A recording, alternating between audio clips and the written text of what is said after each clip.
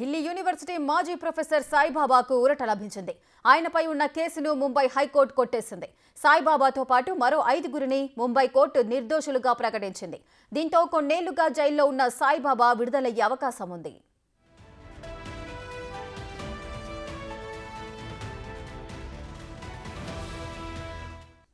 మావోయిస్టులతో సంబంధాలున్నాయంటూ సాయిబాబాతో పాటు మరో 5గురిపై గతంలో ఎన్ఐఏ కేసు నమోదు చేసింది. ఈ కేసును విచారించిన ముంబై కోర్టు వాళ్లను నిర్దోషులుగా ప్రకటించింది.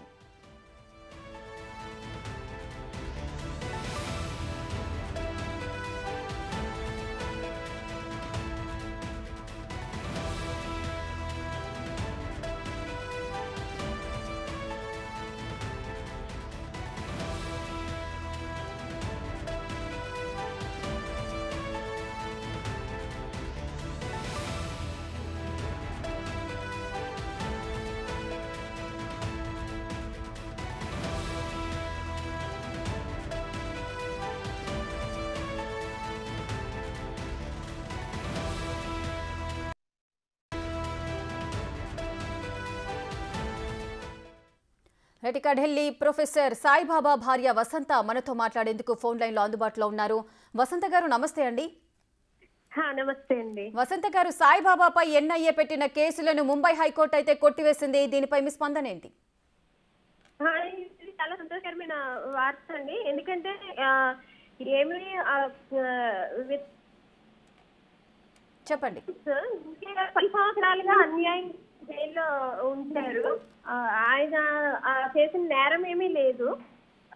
ఆయన ఆదివాసీ హక్కుల కోసము, మైనారిటీ హక్కుల కోసమే పోరాడారు. ఆదివాసీలపై జరుగుతున్న అన్యాయాన్ని నేషనల్ ఇంటర్నేషనల్ గా బయటికి తీసుకొచ్చారు. ఆయన పేరు మీద పోలీసులు హత్యాకాండ ఆదివాసీల గ్రామాలను అన్ని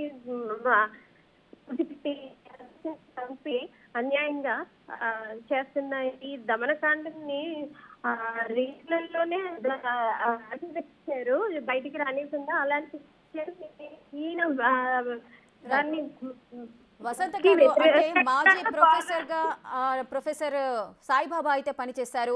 ఒక ప్రొఫెసర్ అయ్యుండి మావోయిస్టులతో సంబంధాలు ఉన్నాయి అంటూ కూడా ఆయనను తీసుకెళ్లి ఎన్ఐఏ కేసులు పెట్టి ఇన్ని రోజులు జైల్లో ఉంచారు.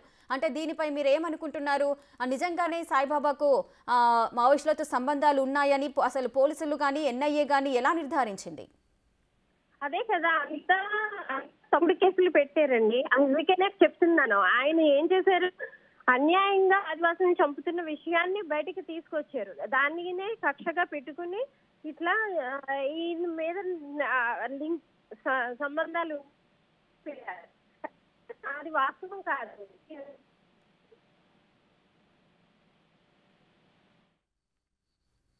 రైట్. థ్యాంక్ యూ వసంత గారు.